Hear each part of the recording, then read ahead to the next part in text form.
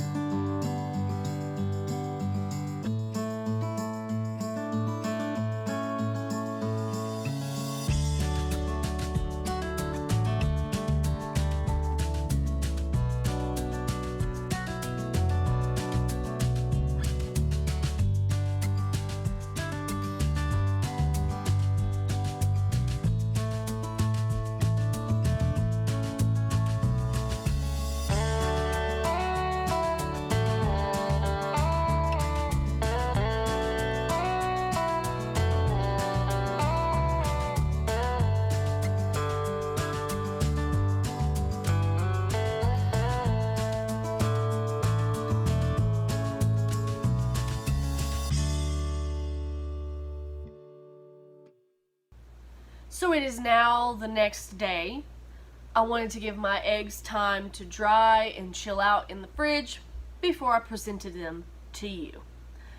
So I took some little clips of the whole process. I didn't want to spend a ton of time just filming in the kitchen because it was not going to be that eventful of a video. So I figured for your sake and mine, for editing purposes, I would just take clips.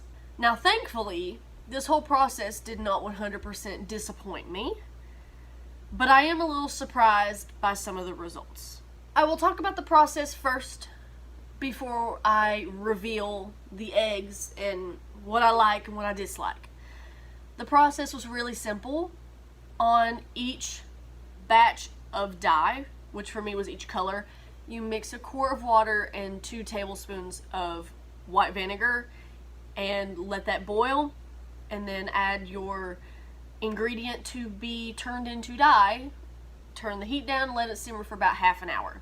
And I got a very interesting color palette. I had a really muted, strange looking red. My orange looked more yellow. My yellow was super bright. I barely had any green because the green looked like yellow. I thought the blue was purple. I thought the purple was wine colored. And the pink I knew would be super potent because it was beets. So I knew that one wasn't going to be a problem. And I also knew that yellow wasn't going to be a problem either. But everything else I was really on the fence. Because the purple cabbage looked insanely purple and it was supposed to be blue. I let the eggs soak in the dye. It recommends 30 minutes, but I let them soak for about 5 hours. So don't let these results fool you. They soaked for hours on end before I pulled them out. And the reason I did this is because it encouraged you to do that if you wanted brighter colors. So I wanted to give it the biggest chance that it could to turn out as dark or bright or saturated, whatever you want to call it, as possible.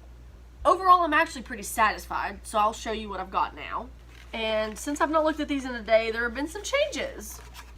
Here's what we've got today. We've got some splotching happening on some of these down on this end with my pink and my alleged purple. But overall, we still maintain color. So I'll start with red. This is supposed to be red. It looks more like a natural brown egg with some splotches on it. This one got a little bit more of a pattern on it. Kind of looks like a planet now that I look at it. It's really pretty. This one looks more like the basic egg. But overall, it's not a super impressive result, but it did work. So that's a win.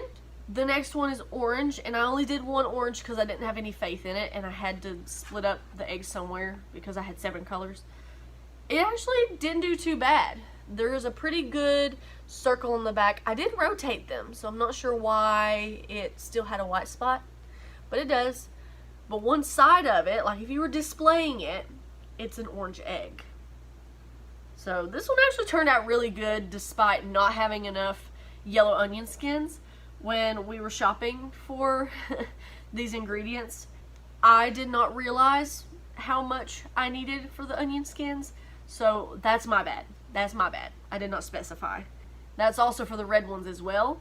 If I'd had more red onion skins, I expect that they would have been more of a red color instead of brown. Next is yellow. Yellow turned out very nicely, more like a golden color.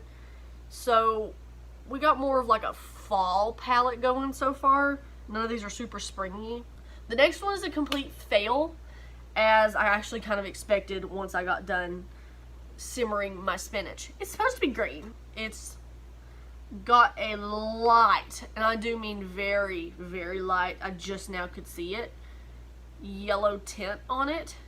Maybe a slight green, but overall it stayed white. As you can see, it's white. This science experiment was a complete fail. Nothing to talk about there. Spinach didn't work for me. The next ones are actually my favorites, so take that as you will. They are blue. I love these. This is purple cabbage, and this is how they turned out. This one is probably my favorite because it turned out just the plain standard looking egg with some lighter areas, but for the most part stayed pretty normal. This one, however, has like scratch marks on it. I'm not sure how well you can see that on camera, but there are little scuffs almost. And it's lighter at the bottom and darker at the top. Somehow, magically, in the egg universe, that is what we got. But it's a really interesting look about it. And I'm genuinely shocked that it turned out blue because the dye looked purple. We got some funky chemical reactions or something going on right now. Next is supposed to be purple, but I beg to differ because it looks like root beer and Coke bottle cap colors. If you remember the candy bottle caps, it's that color. They did have really interesting patterns. I don't know how this got to turn into what it is, but they turned into a dark brown with some lighter brown patterns. This one is a lot more smooth. It's got some differences in color, but for the most part looks like, it almost looks like a rock, to be honest with you. It looks like a rock with the coloring, and it looks like little natural cracks on rock. It's weird. And this one has straight up lines, straight lines. I don't know how well you can see the lines and the different splotches on there, but that is not purple. I don't even know if that's brown. I think it's almost like a gray with some brown in it. I did not think that was going to be an Easter egg this year. And finally, we have pink. And pink turned out pretty good. This one's got a little brown on it. I don't know how or where. Oh, it's actually wiping off as we speak. Wonderful. It's very light. It's got some little white splotches. These actually, the pink turned out a little less bright than I expected them to. This one's a similar story, but it actually has more pink on it. The bottom is brown. I wonder if that's not because I put them back in the carton for a while. But I do think the pink on this one is much prettier, and from the top, like if I were displaying it, you would definitely say it's a pink egg. So overall, they look really nice as a set. It's definitely not what I expected for Easter, but it's what we got, and I'm honestly excited to eat them because I do love me a good boiled egg. It's been a long time since I've dyed eggs. I believe the last time I dyed eggs was when I did the fake Easter eggs and the wind sent them flying. Honestly, I would do it again with different ingredients to see what other color combinations I can get. I've also seen some other dyeing methods that I'm curious to try. If you've seen anything like that, feel free to comment down below and let me know, because I might try it. And with that, happy Easter, and I will see you all next week.